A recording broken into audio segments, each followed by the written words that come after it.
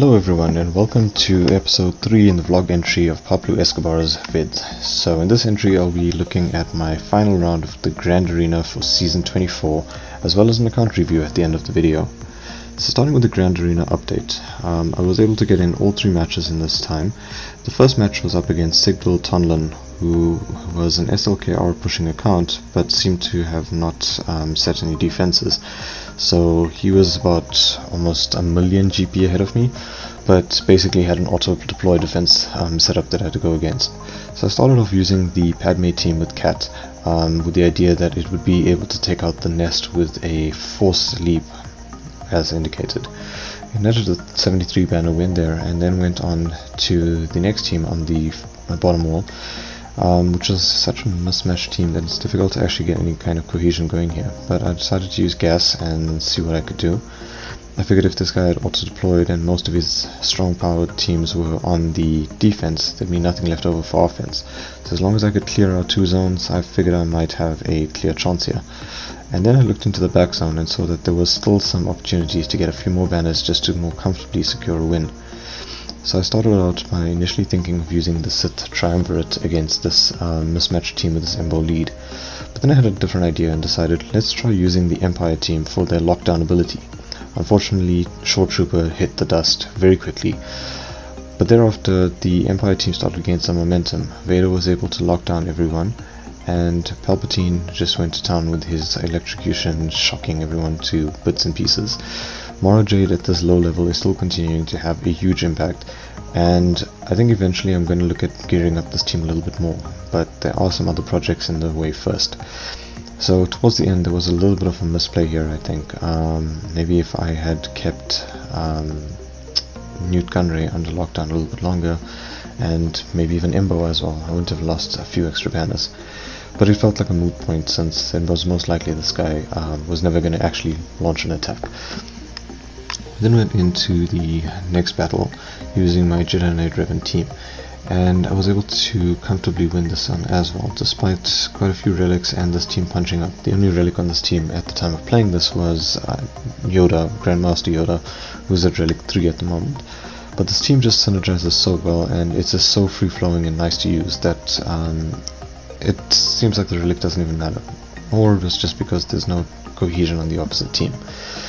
Regardless though, we were able to win that and proceed to round number 2 against Sigurd, who basically had an account that had a Sith Eternal Emperor push. However, it seemed that other than the teams needed to build up the Sith Eternal Emperor, this account that I was against didn't really have much else in terms of an offensive powerhouse. And whichever teams he used seemed to have basically broken up against my General Grievous defense, taking out Magna Guard, but the Grievous team was able to still hold up 3 defensive wins. And I probably guess he burnt out after that, with nothing else left on offense to take out any of the other teams. So the score to beat was a very low 11, going up first against the Sith Eternal Emperor, and in the words of Obi-Wan Kenobi, I have a bad feeling about this. But we decided to push ahead anyway. So with this Padme team I was able to take out all of the supporting cast. However, the Sith Eternal Emperor was just far too powerful and just nuked this team as soon as he hit his ultimate.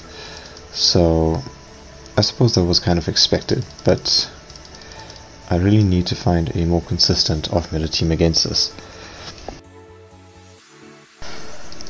So for the second round against the Sith Eternal Emperor, I decided, you know what, let us try using General Anakin Skywalker and see how that goes. But unfortunately, the Eternal Emperor had other things in mind. Take a seat, young Skywalker. Without his protection, Anakin just kneels for pretty much the entirety of the battle, while the rest of his team just dies out all around him. And eventually the 501st is just decimated by the Sith Eternal Emperor. Strips them out of all their protection and eventually just obliterates them with the lightning.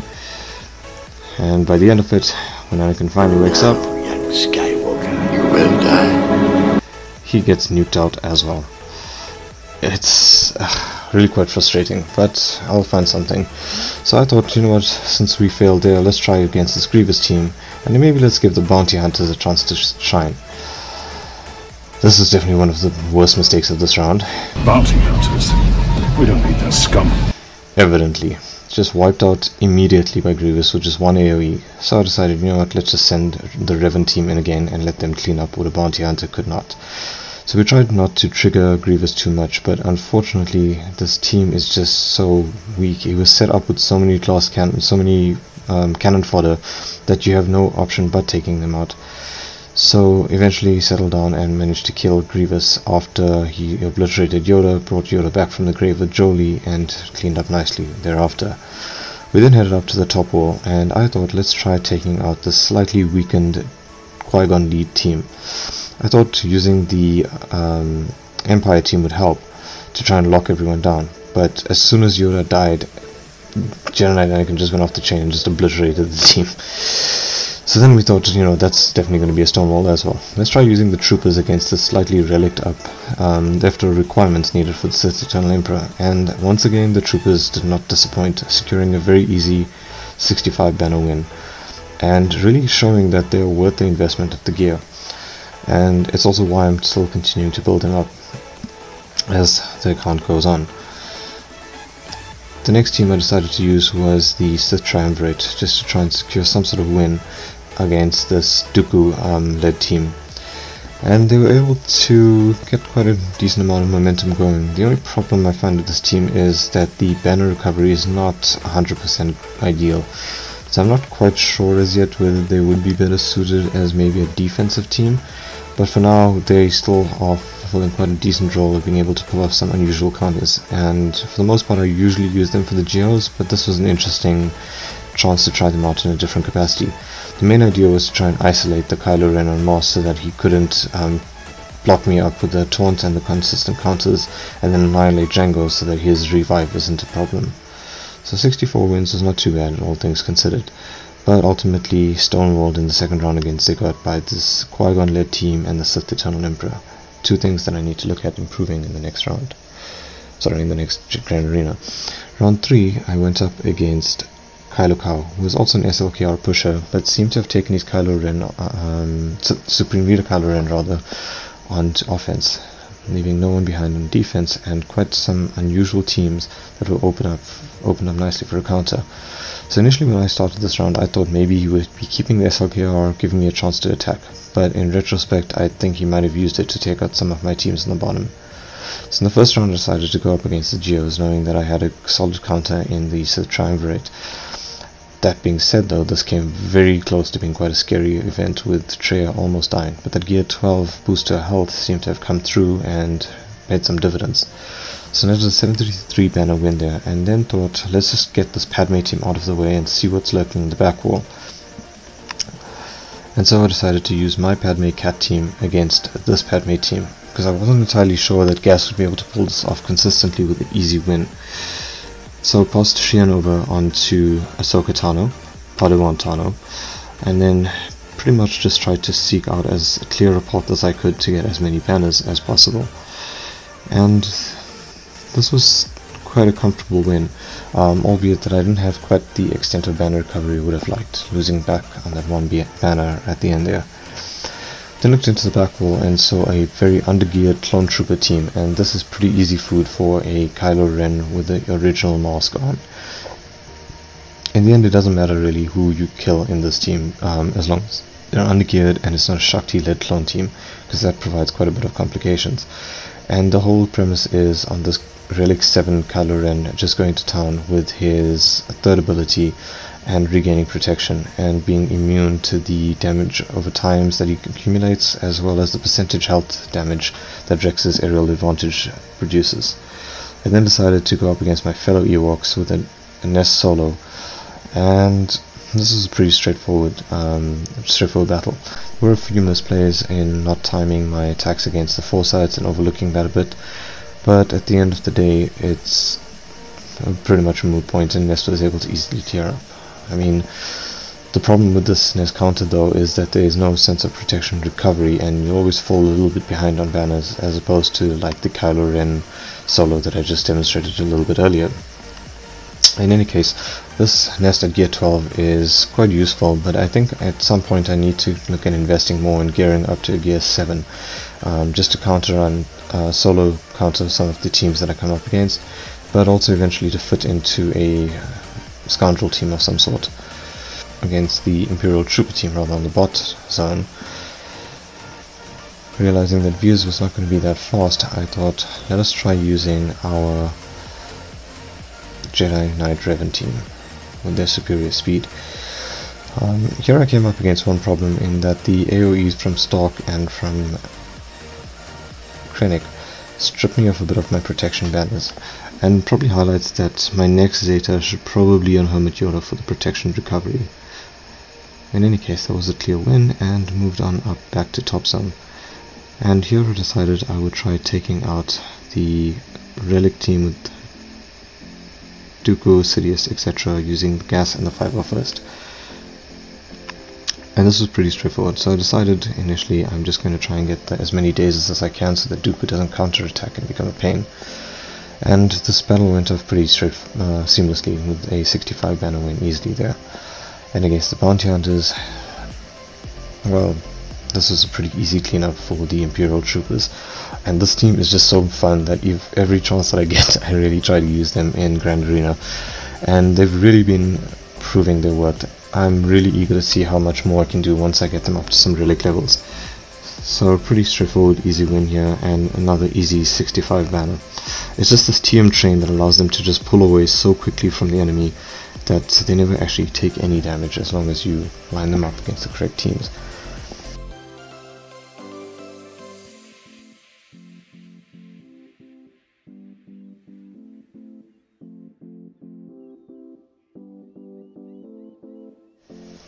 Then looked ahead into the fleet zone, and there was a negotiator and an executrix with the Geo squad.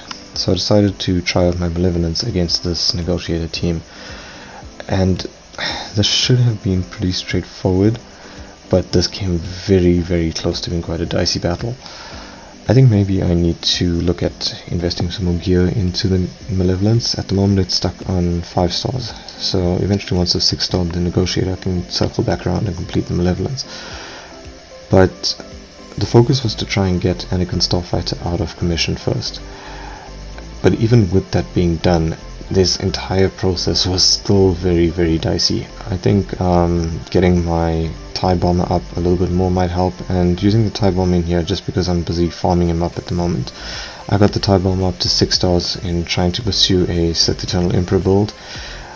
Along the way then realized it's quite a decent tank, so I'll try and invest a little bit in it since I'm also farming Queel in the background. But I managed to get a little bit lucky here by some RNG, and the spy fortunately did not get killed in this onslaught that ensued.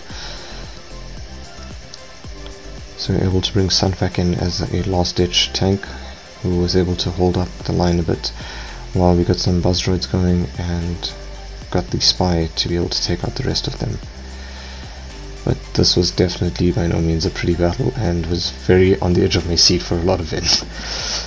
Maybe I just need a little bit more practice with it, but we'll keep an eye and see if I can start improving my anti-negotiator lineups. Then decided to use my own negotiator fleet against this executrix. Maybe an argument could have been made that it might have been better against the previous negotiator, but I wasn't entirely 100% confident about using that, fearing that if this negotiator fleet of mine that's still in like its budding stages had to falter, I have nothing really to pick up the pieces afterwards, having only 2 fleets left over for offense. But in any case, we managed to full clear this guy, and Kylo Kao never made another attack, so that was an easy win. So overall for Grand Arena Season 24, I've ranked up from Chromium 3 to Chromium 2. My skill rating improved from 2458 to 2663, increased by a total of 205, and over the course of the Grand Arena, excluding the first round where I had missed the sign up because of work commitments, my average score across the rest of the season was about 1068 between all the matches that I played, with a consistent win in every round. So then now focusing on the account update. So quite a few things have happened with the account, and in the previous update I decided that I was going to try and Relic 5 my Echo, and that happened to pass in this previous week. Echo was able to be get up to Relic 5, and let's just find him down here. There he is. So the relic numbers continue to expand with Echo adding into that tiers. And the relic 5 really boosted the damage quite considerably. I've noticed so far in using him in like the Rogue Sith raid, and also in a few battles in Conquest, as well as a few territory war battles, the special offense boost that he receives is absolutely amazing. Once he lobs that grenade, it can pretty much KO quite a lot of teams, and against Grievous team especially, it does a huge amount of damage, plus the added benefit of stun. So he's another notch in the 501st ranking, and the idea is that I want to try and see if I can boost this relic 5 trend in my 501st team up, so that I can try and get some more runs in on the challenge Pedranko.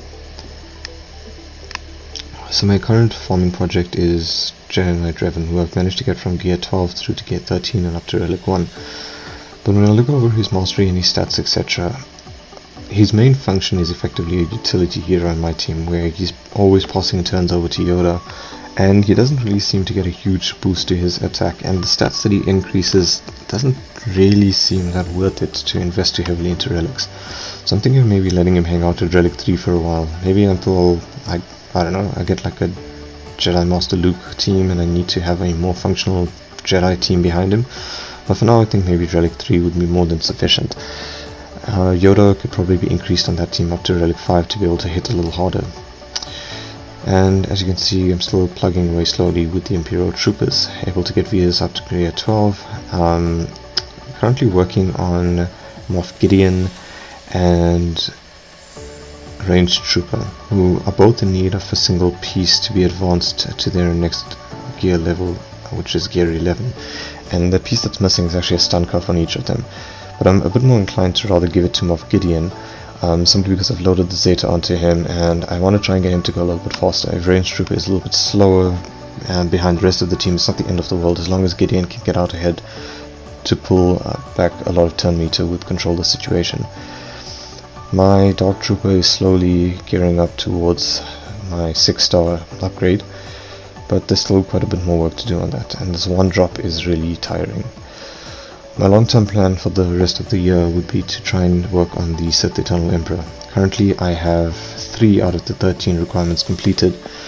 All of them have been unlocked, but now it's just about investing the gear into this team and relicking them up.